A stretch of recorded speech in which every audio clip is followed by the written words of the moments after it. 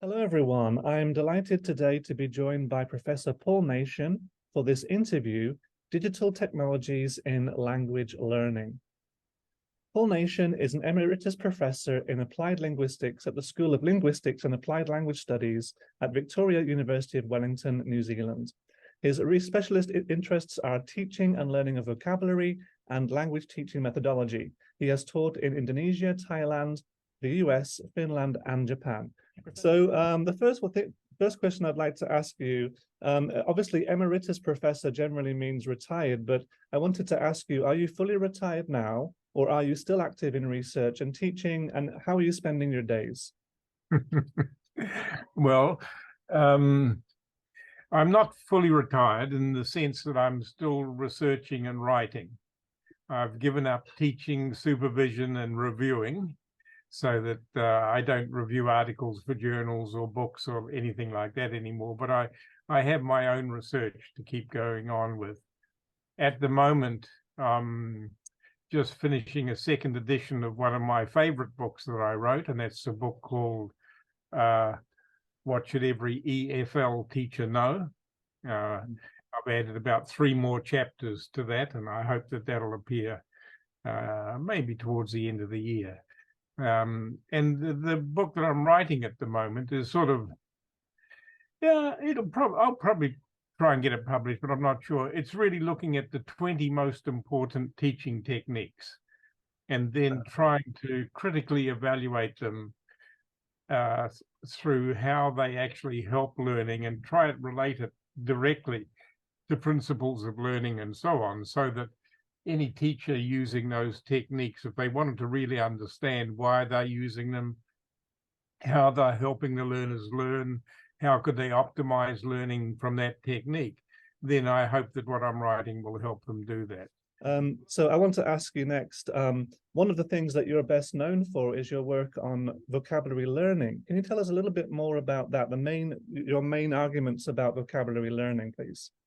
Well, the vocabulary learning one is interesting. I got interested in it because I had colleagues who were really my teachers in a way, because I didn't know anything about teaching English as a foreign or second language, but I worked with people like H.V. George and Helen Barnard, who were sort of had taught in India, and H.V. George had taught in Malaysia and Iraq, and they were very much in the English tradition of foreign language teaching, and were very well acquainted with the work of Harold Palmer and A.S. Hornby, and in particular for me, Michael West.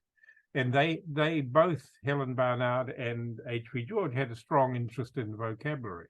And so from them I learned all about Zipf's law and frequency studies of vocabulary, because H.V. George had done a much, how would you say, it's actually, his research on this is largely unknown, but he did the first major comprehensive study of verb form frequency. Mm-hmm. And he discovered all the things that the more recent corpus linguists are rediscovering again. And they rediscover them again without knowing about George's work. But this was done in pre-computer days. I just want to jump in on the Zipf's law. Some people watching may not be familiar with that. I think it's ZIPF. Is that right? Zipf? Yeah. Could you tell us a little bit about what that is and what it means? Yeah, George Zipf was a psycholinguist who was active around the 1930s and 40s and so on. And he found that if you looked at frequency counts, so if you got lots of texts or a big text, and then just got the frequency of the words and listed the words from the highest frequency word to the least frequency word, there was actually a formula that could be used to describe the drop in frequencies of the word. Mm-hmm. And that formula is Zipf's law. And the formula is actually very simple. It simply says the rank of the word multiplied by its frequency will always give you the same number. Mm-hmm. And so that is the most frequent word in most written texts. And that covers 7% of the running words in the text. Mm-hmm. So 1 times 7 equals 7. Mm-hmm. The second most frequent word, it depends on the text, but let's imagine it's a word like of. Well, of is the second word, and that typically covers about 3.5% of the words in the text. 2 times 3.5 equals 7%. Mm-hmm. The third most frequent word will cover And it goes around on about like that. Yes, yes. So what 2.3%. the And upshot of this for teachers or learners of English is that the first 2,000 words or so cover the vast majority of text. Would that be yes, a good rough yes, thumbnail? that's right. Mm-hmm. And there are other sort of reformulations of Zipf's law where you can work out what proportion of the words in the text are likely to occur only once. And the answer to that is about 50% of the different words in the text will only occur once. And that doesn't matter really how big the text is, even a giant corpus of 100 million words like the British National Corpus, you find that about half of the different words in the text only occur once. And if you take a novel, just a single novel, it's about the same. And this has very big implications for language learning, because if you say, I'm going to learn every word in this book, well, half of the words that you meet will only occur once, and you probably won't meet many of them at all in the next book. And so it's actually wasted effort to a large degree. You'd be better off learning the most useful words, and then when you read another book, learn the most useful words in that book, and so on like that. And so, but this is where the digital revolution has really had a major effect on what we know about vocabulary learning, and that is because we can now do frequency counts in a matter of seconds, and then and we can also now there are programs which allow us to simplify texts. Lawrence Anthony's Ant Word Profile is a good example, but other people have developed similar ones where you can put a text in, it'll mark up the words at various frequency levels, and you say, well, I'm writing this or adapting this text for learners who only know a couple of thousand words. So all of the words beyond that appear in a different color, and now I have to replace them with words which are within the first 2,000, and that's made simplification or adaptation of text so much easier. And you'd say, well, so what? Well, if you wanted to read a novel and you only had a vocabulary of, say, 3,000 words, you'd probably meet 1,000 words in that novel which only occurred once and which wouldn't occur in the next novel. Now imagine if you could read that novel where those words which only occurred once and were unlikely to appear in the next novel were not there, but were replaced with simpler words. You could read that novel with 1,000 less guesses from context or dictionary lookups, or hyper dictionary lookups. And that just makes reading so much simpler, so much easier. So this is one of the major ways in which technology has brought about a change in vocabulary learning. So you can see I'm a fan of digital technology. I've got, I'm sure people have qualms and criticisms about it, but I'm a devoted fan. That's good. Okay. And you mentioned before, like having a dictionary lookup. This is an example here from Zengengo. We have a passage of text here, and we have some words highlighted. And when the user puts their cursor over the word, it gives a definition. So this is the kind of thing that you're talking about. Is that? I think that's great. I would like to see, this is really a kind of intensive reading. And what I'd like to see is an intensive reading app where there's lots of things that learners can do on a text. So whatever difficulties they find in the text, they can do certain things which will then provide a solution to those difficulties. And this one that you've got here of having the sort of hyperlink, is hyperlink, isn't it? Really? Yeah, the hyperlinks. Yes. It's the hyperlink lookup. Yeah. I think that's brilliant. I do most of my reading on Kindle now. Yeah. And because I live in a very small house, I never had a big dictionary. nowhere to put it, you know. Yes. And now when I read on Kindle, any word that I don't know, I just touch, and there's the meaning of it for me. I just think that's brilliant, you know. Fantastic. And just a quick question. There's a bit of debate about whether it's better to provide the definition in the student's L1 or in the L2. Do you have any particular opinion on that? Yes, it's better to provide it in the L1 for lower proficiency learners. And that's simply because lower proficiency learners might struggle to understand the definition.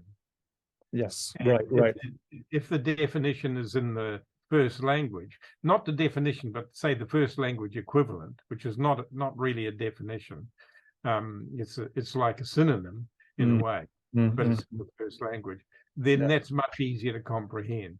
When learners are at the higher intermediate or higher advanced proficiency levels, it doesn't matter whether it's the lookups in the first language or the second language. If you had to give a number and say, well, how many words does a student have to know? And let's not get into what, you know, the debate of what knowing a word means right now. But if somebody asks you how many how many words does a student have to know to speak English, for example, as a ballpark figure, what would you say? Well, there'd be several answers. If you said to speak English, then I think, yeah, you can probably get away with 2,000 or 3,000 words and be quite good, you know, have quite good conversations. If you want to be able to read English, then I think you need around about 9,000 words. Listening, you might get away with a bit less, but listening is still of unsimplified, you know, things on TV and on the radio. People still listen to radios, don't they? Yeah, radio and so on like that. Yes, you might get away with 7,000, but it tends to be much, you know, once again around the 9,000 level. And there will still be some unknown words, but they won't be at a density which provides such a big deal. And there are debates about obviously what it means to know a word, and I think you have looked into different kinds of word knowledge. You know, what do you have a ranking of the most important kinds of word knowledge, like how to spell it, how to pronounce it? That's pretty easy. Yeah. The most important thing is you've got to be able to recognize the form of the word, either spoken or written or both, and then you have to be able to associate a meaning with it. And that's by far the most important learning. Okay. And now, when you come to productive use, then you've got to know something about a bit more about the grammar of the word and so on.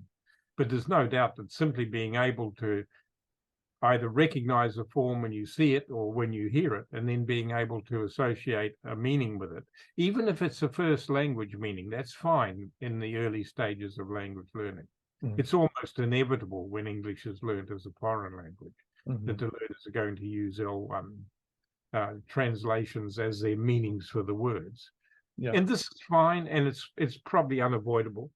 Yeah, you can rank what's known, but the main thing to realize is that learning a word is a cumulative process. And so if you know what the word looks like and you have a first language translation for it, which you've remembered, then you're well on the way, but your knowledge of that will grow the more often you will meet the word and different things and so on. So you've got to see it as not an all or nothing thing. You have to see it as a cumulative thing. But this is about learning strategies. So I think, again, this is something that you've done a lot of research into. You know, what are some effective learning strategies students can adopt to improve their vocabulary in a second language? Yeah, well, I've been puzzling over this, or not, puzzling over it for the last couple of years, actually. And that I've been looking at what are the principles of learning. You know, how do you actually learn vocabulary? What do you have to do for that to happen? And I tend to be a simplistic sort of person. Rather than complicate things, I want to get down to the essence and the bare minimum and things like that. And I reckon that there are three things that you have to give it when you want to learn something. And I think this applies way beyond vocabulary and beyond language learning. If you want to learn, you know, to people's names, or you want to learn geography or whatever. It's the same principles apply. And the first general principle is a principle of focus. You need to focus on what is to be learned. Now, that seems obvious, but when you look at some of the things that teachers and learners do, it turns out that it's not quite that, obvious and so on. But anyway, so that's the first thing. And the second thing is you need to give it quantity of attention. So you need to focus on what you need to learn, and you need to give quantity of attention. Now, quantity of attention can mean repetition, but it can also mean sustained, focused attention, in one instance. And they are the two aspects of quantity of attention. So the more repetitions or the more time that you spend on something, then the greater the chance you have of learning. And then the third general principle is the quality of the processing. And that is, when you focus on something and give it some quantity of attention, the more analytically or elaborately, something like that you can focus on it, so that you provide some richness or some kind of variation or link which makes that learning more meaningful, then the more likely you are to learn. So just to recap, it was focus and quantity and quality. Those are the three. Yeah, that's it. Yeah, and then each of those three focuses have their own 2 or 3 principles underneath them, and I don't think we've really got time to go into that. But yeah, not today. But so would you be a fan of? I think you are a fan of flashcards, but like digital flashcard programs that show the user the word and meaning on the other side, and they have to, test themselves. There's memorize Anki, things like that. Yeah, I think they're great. And programs like Anki are now getting pretty good, because we know, I think largely through the work of Tatsuya Nakata, who writes a lot about paired associate learning in relation to English vocabulary. The results are that's him, that's Tatsuya. We know what those programs should do. The problem with the earlier flashcard programs was that they were developed by people who had knowledge of computer programming, but they didn't have knowledge of vocabulary learning. So they're all enthusiastic, and they're going to put in this and do that and so on. And I can think of about 4 or 5 occasions where people have got in touch with me and say, we've developed this program. We want you to look at it, and so on like that. And I'd say, yeah, okay, then I'll have a look. And then I'd get back and say, well, look, there's several principles which you are not following, and which research shows very clearly, because there's enormous amounts of research on paired associate learning. This has been going on for over 120 years, in research. And then they would go all quiet. We need to see, digital apps being based upon research. It's not enough to be a good computer programmer. You've got to also know how learning occurs for the thing that you're trying to get the learners to learn. So what I'm talking about here, your question had strategies. I would think that it's better to say principles. Strategies are sort of a set way of doing something. Really, principles are, what do you have to do to make learning occur, and and how does that make learning occur? And so that gets back to the things I mentioned of focus, quantity, and quality of attention. So this is another thing that you're very well known for. Maybe the thing that you're most well known for, other than your vocabulary research, is your 4 strands language teaching framework. And I have a picture of it here that we can refer to. And I'm not sure where this picture came from, but if you do a Google search for the 4 strands, this is the first thing that comes up.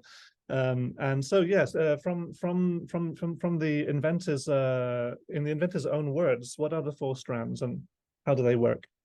Well, the reason for the 4 strands was I was reading all this research. And so I was reading, research, and there's a research about reading, and then there's research about the deliberate learning, and then there's research on fluency development and so on like that. And I got to the point where I thought, how does it all fit together? Because, somehow there's got to be something which pulls all this stuff together in some way where it makes sense. And eventually then I came to the idea of it's really a curriculum design principle. It's just simply saying, if you're going to run a course, or if you're going to, do learning on your own, and you want to have a balanced course, what should be in that course? And so it's a fairly arbitrary principle, and the principle simply says a well-balanced language course has 4 equal strands of meaning-focused input, meaning-focused output, language-focused learning. I'm sorry that they put form-focused instruction, because I don't like that term. It's very misleading. It's not instruction, it's learning. Okay. Because you do it by yourself. So I'd change some of these. Someone's changed my titles, and Okay. but it's the same thing. So how would you change the form-focused instruction one? Sorry, I'd call it language-focused learning. Language-focused learning, and the others are okay, or but form-focused instruction is a term they use in second language acquisition. But every time I've taught a course for teachers using that, they think it's about the learning of form. And it's not just about the learning of form. It can be the learning of meaning. It can be the learning of language use, and things like that. So it's language-focused learning. Yeah. Okay. And then you've got comprehensible input as meaning-focused input instead of meaning-focused input. That's okay. I don't. It's not that I think these headings are wrong. I just think that they don't make it as clear as they should be, And so I'd call comprehensible input meaning-focused input, because it's a sort of parallel of meaning-focused output. You've got meaning-focused input, meaning-focused output. So this is simply a fairly arbitrary curriculum design principle, which simply says have equal amounts of these 4 opportunities of language for language learning. One of the main effects is that language-focused learning is only 25%, and fluency, input and output are 75%. Now that 75% is actually using the language. It's genuine language use. It's not, working through an intensive reading text for input. That's not that. That's language-focused learning. And so what this principle says is 3/4 of your time should be spent using the language and using it so that you can learn from the use. And only 1/4 of the time should be spent on actually studying the language, or studying principles of learning, or learning some language learning strategies and so on. And in most courses, or a lot of courses, there's far more language-focused learning than there should be, and generally far less language use than there should be. So you mentioned it's basically a framework for course design, but here at Zengenga, obviously, I mean, I built the platform around your framework, and we tried to fit the different activities into the different strands. So, for example, I know in the fluency strand, you talk about 4-3-2, which is where students will make a speech for 4 minutes and then do the same speech in 3 minutes, same speech in 2 minutes, and they'll become more fluent as they progress. That's correct, yes? Yep. And so I showed how to do that with audio recording in Zengenga. The students can just go away and record their speech, and then the recording time gets shorter and shorter, and they can submit that recording to their teacher. Their peers can listen to the recording. Is it really important for that recording to be listened to by someone, or can it be done purely as a self-study activity? I think it could be done. The person listening to it makes it more, gives the speaker gets the speaker to concentrate on meaning and on expressing what they want to say. Right. The change of audience in the normal running of the technique, the 4-minute talk is given, and then a different person listens to the 3-minute talk, and a different person listens to the 2-minute talk. And the reason for that change is to encourage the learner not to alter their talk. Because if you give the same talk 3 times to the same person, and you're trying to engage with that person communicatively, then you'll start sort of adding bits and pieces and, adding new things and all of that. And that's not the purpose of it. It's simply the purpose to have to repeat the same talk and make it interesting to repeat it, because you've got a different person listening to it, and then getting better at doing it because you've had some repetitions of it. So in the form-focused instruction strand, which you have fixed for us, language-focused learning, I think you said, is that right? Language-focused learning. Yeah. Would you include things such as gap fill activities? Would that be an example of language-focused learning? Yes, that would be an example of language-focused learning. Like this, for example. So you listen and fill in the gaps like this. Yeah. Yeah. England is a country that is part of the United Kingdom. Right. So that's language-focused learning. Yeah. Yeah, that would be language-focused learning. Yeah, because what are you focusing on? You're focusing on filling the gap. Yeah. You're not focusing on, understanding the story so much or communicating to somebody else, but you're focused on aspects of the language. Yeah. And that's good. Yeah. And it should be there, but it should only be fitting into 25% of the course time. It shouldn't be taking up 70, 80% or so of the course time. What do you think about listening and reading a text? Listening to and reading a text at the same time. For example, we have an activity on Zengengo called Text to Test, where the students can listen and read to the text with highlighting at the same time. Let me just play a quick example here. England is a country that is part of the United Kingdom. It shares land borders with Wales to its west and Scotland to its north. So I think I do recall reading in one of your publications that you are a fan of this kind of reading and listening at the same time. Would that be correct? Yeah, I think it's useful. But once again, if you go back to those principles of focus, quantity, and quality, then the focus one is interesting, because what are the learners focusing on with listening while reading? Because they really have almost a choice. They can say, well, I'm getting most of it from the listening, or I'm getting most of it from the reading, and they're nicely supporting each other. So that's good. I think reading while listening is good, because learners can then use their stronger skill to help with the weaker skill. And I would think that reading while listening would be quite a good activity to do, to repeat, so you do the same thing again, and then you can choose to turn off the listening. So you listen while you read, and then you turn off the listening, or you turn off the reading. You know what I mean? So you have a chance to go from both supporting each other to only one of the skills. And I think that would be a nice step, and very easy to put into an app, because you simply have to either mute or hide the reading text. That's right. Yeah. We do have the function to slow down and speed up the audio here. So you talked about maybe native speakers wanting to speed up the audio, but for language learners, would it be more common that they want to slow down the audio? Perhaps would that be? Well, I don't know the research on that.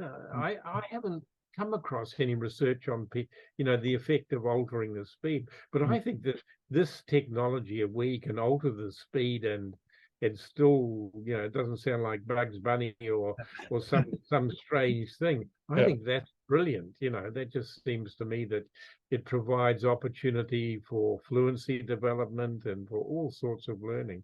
In your one that you just showed, can you hide the text and just listen? In a different configuration of this, you can. Yes. And then you can just listen. exactly. Yeah, or you can turn off the listening and then just read the text. Yeah. Exactly. Yeah. Yeah. Either way. Good. Yeah. No, that seems to me very flexible. Okay, thank you. Thank you.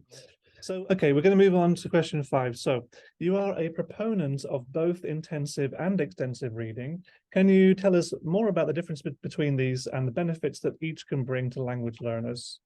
And again, it's a huge area, but distilling it down into into a 2-minute No, I think I can do it fairly simply. Yeah. Intensive reading fits into the language-focused learning strand. Mm-hmm.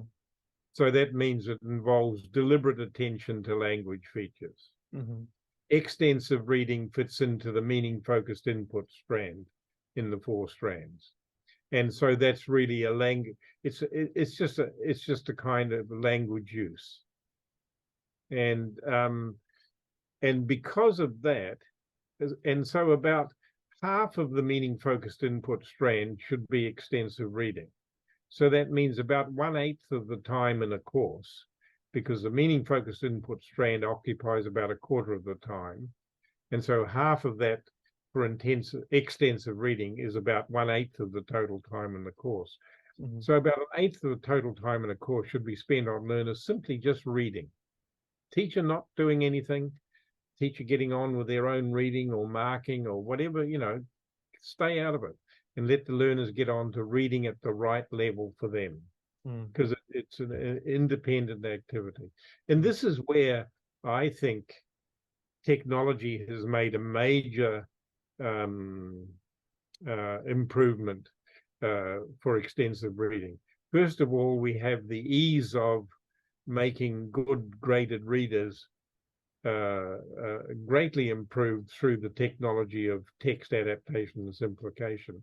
And then we have programs like X-Reading, Paul Goldberg's X-Reading, where all these digital graded readers are available for learners to read. This just seems to be brilliant. I think this is great. Yeah. So this is talking about, specifically now we're looking at the challenges and affordances that we have in the 21st century. So do you think there are any particular challenges that language learners, students, or teachers face now that they did not face 30 or 40 years ago? Well, I found that this was the toughest of the questions you asked. Maybe it's because I can't remember what happened in the past. But no, but the thing that occurred to me now is that I think the problem is choice.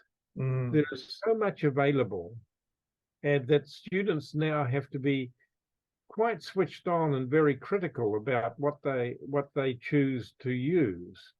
For example, there's quite a lot of dictation apps or dictation dictation activities programmed on the web, but many of them are just terrible. They're not real dictation programs. The teacher is going like, do, you, think, there, and that's not how you do dictation, and that's not what you want to get for learning from dictation, but learners will then come and get these things and say, well, here it is, I'll do it, but in fact it's to some degree a waste of time. The time could have been spent much better. So I think it's a time of riches, but a time of riches offers the problem of choice. And so I would put that as probably the major challenge. In a way, it's almost like, was it fake news and how do you say, the artificial intelligence constructed deep fakes and things which seem to be real but which are not real and so on like this. And so the big problem now is that there's a lot there, but boy, you've now got to sort of steer your way amongst it and try and make choices. So I think that would be the biggest challenge I would have. I would think students would have, and teachers. And another thing that obviously springs to mind and is in the memory of many of us is of course COVID, the corona pandemic of 2019, where a lot of schools, or virtually all schools around the world, went fully online for some period. And I'm just wondering, if you think that that changes anything about the 4 strands or learning vocabulary or anything else you've talked about, being in a fully online learning situation, would that change any of your theories at all? It wouldn't change them, I think, but what I think it is, the message I took from that was it's quite a wake-up call. You'd say you have all this technology, but I mean, I think the results of the online learning and so on during that time were not nearly as good as people wanted them to be or expected them to be. And it might get back to what you mentioned before with motivation and so on like that, and engagement, but it could be were they focusing on what they needed to learn? Was there quantity of practice, quantity of attention given to what they needed to learn? What was the quality of attention given to what they were trying to learn? That's really the questions that should be asked. And to say, and digital technology is great, but it doesn't automatically make things better. Learning still requires focus of attention, quantity of attention, and quality of attention. And if the digital platform doesn't do these things, then it's no good. But when it does do those things, then it's brilliant, So it seems to me, it's a common view. I think the digital technology is simply another way of coming at things. It allows you to do new things, but it doesn't change the principles of learning. The principles of learning remain the same. And on that note, I'd like to say thank you very much again to Paul Nation for joining me. And I hope everyone's learned something here. I know I certainly have. And yeah, please check out his website and his work and look forward to those new publications coming. Thank you again, Paul. Thank you very much. Thank you. Okay, bye.